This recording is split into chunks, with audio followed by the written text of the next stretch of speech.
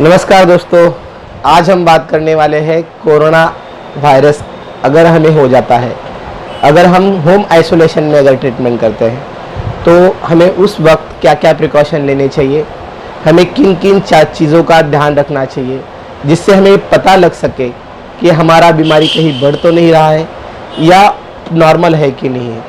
अगर हम कोई डॉक्टर के अंडर में अगर होम आइसोलेशन में रह के अगर ट्रीटमेंट कर रहे हैं या ऑनलाइन कंसल्टेशन करके अगर कोई डॉक्टर के अंडर में ट्रीटमेंट कर रहे हैं तो हमें घर में कौन कौन से टेस्टिंग करनी चाहिए, कौन कौन से प्रिकॉशन लेने चाहिए, तो इस सारे विषय पर आज हम विस्तार से चर्चा करने वाले दोस्तों।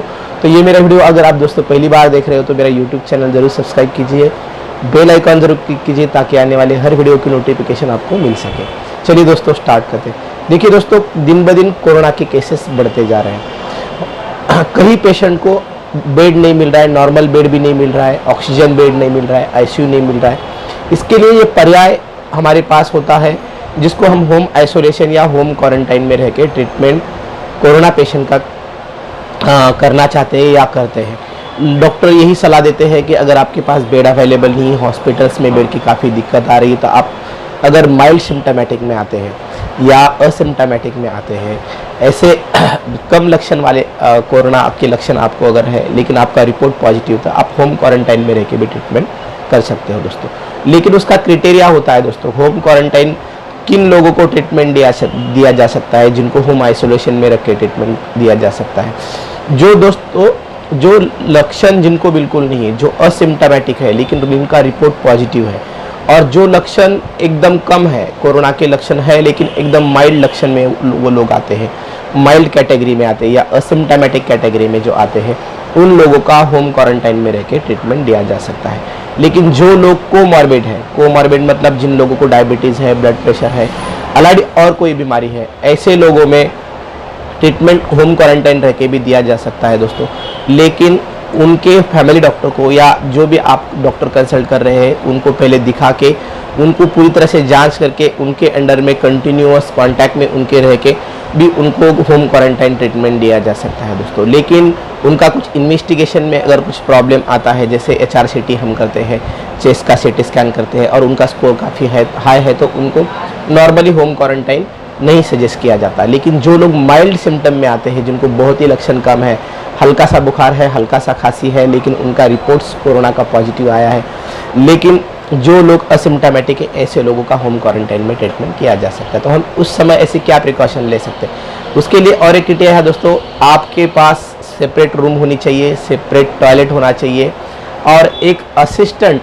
अगर आपको अगर घर में कोई लगता है किसी को इमरजेंसी हॉस्पिटल लेके जाना है, उस पेशेंट को अगर हॉस्पिटल में लेके जाना है या उसको कुछ लगता है ज़रूरी कुछ सामान चीज़ चाहिए, कुछ मेडिसिन चाहिए, कुछ खाने की चीज़ें चाहिए, तो उनको सप्लाई करने के लिए एक असिस्टेंट की ज़रूरत होती है। जैसे घर में कोई आपके है तो वो भी आपको असिस्ट कर सकता है या आपको दे सकता है। वो आदमी जो कोरोना से सफ़र है वो एक सेपरेट रूम में रहना चाहिए, उसको अटैच टॉयलेट रहेगा तो बहुत अच्छी बात है, क्योंकि वो यूज़ किया हुआ टॉयलेट दूसरे को यूज़ नहीं कर सकते, क्योंकि उससे इन्फेक्शन उनको फैलने के ज़्यादा चांसेस है। 2 दिन को उनका रूम सैनिटाइज करना चाहिए। उनका जो फूड रहता है, कोरोना पेशेंट का जो फूड रहता है वो न्यूट्रिशियस होना चाहिए, बहुत सारे उसमें सलाद होने चाहिए, बहुत सारे फ्रूट्स होने चाहिए, हरी सब्जियां होनी चाहिए। नॉनवेज भी हफ्ते में 1-2 बार देंगे तो भी अच्छा रहेगा, क्योंकि उसमें काफ़ी ज़्यादा प्रोटीन रहता है। और उनका जो फूड रहता है एकदम हेल्दी होना चाहिए। और दूसरी बात, जो माइल्ड वाले सिम्टम से जो पेशेंट रहते हैं और जो असिम्टोमेटिक पेशेंट रहते हैं, उन्होंने हल्का हल्का एक्सरसाइज करना चाहिए, ब्रीदिंग एक्सरसाइज करना चाहिए। ये सारे तो नॉर्मली प्रिकॉशन हो गए दोस्तों। लेकिन बाकी के लोगों से, वो घर वाले लोगों से वो नहीं मिलना चाहिए, उनके कांटेक्ट में, क्लोज कांटेक्ट में नहीं आने चाहिए, वो कंटिन्यूस एक रूम में रहना चाहिए। ये तो सारी बातें हो गई दोस्तों। लेकिन मेजर जो रहता है दोस्तों, मेडिकली उनको क्या क्या प्रॉब्लम फेस करना पड़ सकता है या उनको क्या क्या कंटिन्यूस ऑब्जर्व करना पड़ता है।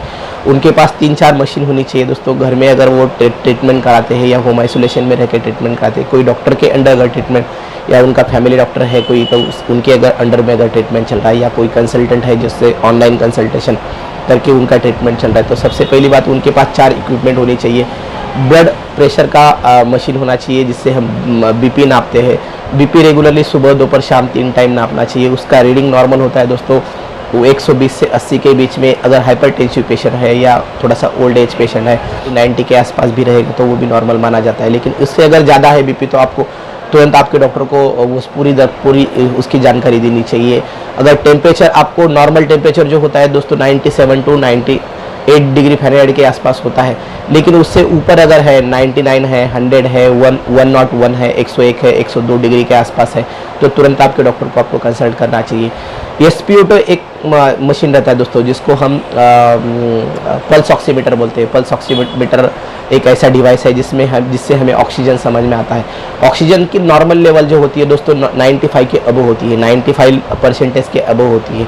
तो वो अगर 95 के नीचे है दोस्तों तो मतलब 95 के नीचे अगर जा रही तो आपको तुरंत आपके जो फैमिली डॉक्टर है या जो कंसल्टेंट डॉक्टर है उनको तुरंत इन्फॉर्म करना चाहिए कि मेरा सैचुरेशन ऑक्सीजन का लेवल जो है वो कम हो रहा है।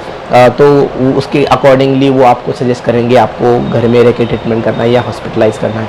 लेकिन सैचुरेशन अगर 95 के नीचे जाता है दोस्तों तो ये अलार्मिंग साइन है। इसका मतलब होता है कि आपको ऑक्सीजन आपका शरीर में कम हो रहा है, आपको तुरंत हॉस्पिटल जाने की आवश्यकता है या आपको ऑक्सीजन देने की भी आवश्यकता पड़ सकती है या हॉस्पिटल में एडमिट करने की भी आवश्यकता होती है।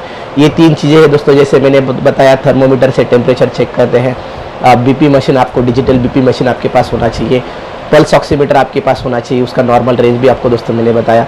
और चौथी बात है दोस्तों आपके पास RBS मशीन मतलब जिसको हम बोलते हैं ग्लूकोमीटर मतलब शुगर चेक करने वाला मशीन। दिन में एक आधी बार भी अगर आप शुगर चेक करते हैं और उसका रीडिंग जो है आपके डॉक्टर को अगर आप बताते हो तो बहुत अच्छी बात है। जिन लोगों को डायबिटीज़ है, कोमॉर्बिडिटी है, ऐसे लोग अगर होम क्वारंटाइन में अगर ट्रीटमेंट करते हैं तो उनका रेगुलरली डायबिटीज चेक करना ज़रूरी है और वो अपने डॉक्टर को बताना बहुत ही ज़रूरी है दोस्तों। ये सारी चीज़ें अगर नॉर्मल है दोस्तों, ये सारी चीज़ें अगर नॉर्मल रेंज में है, जैसे मैंने आपको बताया कि टेम्परेचर नॉर्मल है या आपका SpO2 मतलब जो ऑक्सीजन सैचुरेशन वो नॉर्मल है और आपका BP नॉर्मल है, आपका शुगर नॉर्मल है, तो आपको 100% होम क्वारंटाइन करके घर में ट्रीटमेंट दिया जा सकता है। आपके जो फैमिली डॉक्टर है, जो कंसल्टेंट डॉक्टर है, वो आपको प्रॉपरली सजेस्ट करके कंटिन्यूस आपके टच में रह के आपका जो रीडिंग्स है वो कंटिन्यू बार बार डॉक्टर को भेजना है, आपको सुबह दोपहर शाम 3 टाइम ऐसे भेजना है। ये सारे प्रिकॉशन अगर आप लेते हो दोस्तों और आपको अगर कोई भी कॉम्प्लिकेशन आने की आपको संभावना लगती है, जैसे अलार्मिंग साइन हम बोलते हैं, कोरोना में घर में अगर ट्रीटमेंट चल रहा है और किसी को अगर सडनली कोई लक्षण आ जाता है या लक्षण बढ़ जाता है, वो कौन कौन से लक्षण हो सकते हैं, जैसे कि अलार्मिंग साइन हम जिसको बोलते हैं, जिसको हमें तुरंत उसमें एक्शन लेनी चाहिए। जैसे किसी को अगर छाती में चेस्ट पेन हो रहा है, चेस्ट कंजेशन हो रहा है, बहुत ऐसा लग रहा है, चेस्ट में हेवीनेस लग रहा है, सांस लेने में हल्का सा दिक्कत हो रहा है, सैचुरेशन उनका ड्रॉप हो रहा है, तो तुरंत आप अपने डॉक्टर को कंसल्ट करनी चाहिए। तो आपको आगे क्या करना चाहिए, आप क्या डॉक्टर आपको सजेस्ट करेंगे दोस्तों। इंपॉर्टेंट बात है दोस्तों 6 मिनट वॉकिंग टेस्ट। आपको घर में 6 मिनट चलना है दोस्तों, उसी रूम में चलना है 6 मिनट और पहले रीडिंग लेनी है पल्स ऑक्सीमीटर से।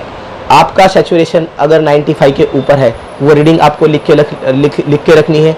जैसे कि आपने पहले पल्स ऑक्सीमीटर लगाया, कोई भी उंगली में, दोनों में से एक उंगली में कोई भी लगाया और उसका आपका रीडिंग अगर 97 आ गया और 3% से अगर फिर 6 मिनट का वॉक करते हैं, आप 6 मिनट चलते हैं और 6 मिनट के बाद आप वॉकिंग के बाद फिर से अगर सैचुरेशन चेक करते हैं या पल्स ऑक्सीमीटर लगा के सैचुरेशन चेक करते हैं और 3% से अगर नीचे आता है आपका ऑक्सीजन सैचुरेशन, पहले 97 था और उसके बाद 6 मिनट वॉकिंग के बाद आपका अगर 94 आ गया या 93 आ गया, तो आपको समझ लेना चाहिए कि आपका वॉकिंग टेस्ट जो है वो पॉजिटिव आया है। और 6 मिनट वॉकिंग टेस्ट जिसको हम बोलते हैं, 6 मिनट वॉकिंग टेस्ट अगर आपको पॉजिटिव आता है दोस्तों तो ये आपको अलार्मिंग साइन है। ये आपको समझना चाहिए कि आपका ऑक्सीजन अभी ड्रॉप होने वाला है आने वाले समय में और हमें सतर्क रहने की आवश्यकता है और आपके डॉक्टर के कांटेक्ट में आके आप आगे का डिसीजन ले सकते हो, जैसे हॉस्पिटलाइजेशन है, जैसे आगे का ट्रीटमेंट है, वो भी आप दोस्तों ले सकते हो। इतना ही मेरा बताने की दोस्तों कोशिश थी। आपको अगर वीडियो दोस्तों अच्छा लगा हो तो मेरा यूट्यूब चैनल जरूर सब्सक्राइब कीजिए, बेल आइकन जरूर क्लिक कीजिए और ये वीडियो ज़्यादा से ज़्यादा लोगों तक पहुँच सके इसके लिए शेयर जरूर कीजिए। धन्यवाद।